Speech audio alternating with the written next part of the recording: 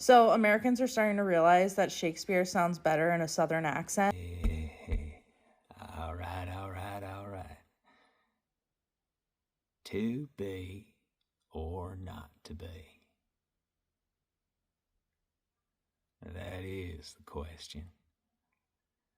Whether 'tis nobler in the mind to suffer the slings and arrows of outrageous fortune, to take arms against a sea of troubles, and by opposing, end them,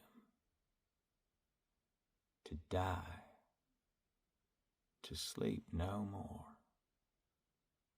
and by a sleep to say, we end the heartache and the thousand natural shocks that flesh is heir to. 'Tis a consummation devoutly to be wished, to die, to sleep,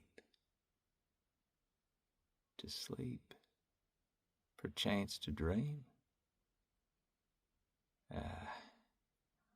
There's the rub. For in this sleep of death, what dreams may come when we have shuffled off this mortal coil. That's the respect that makes calamity of so long life.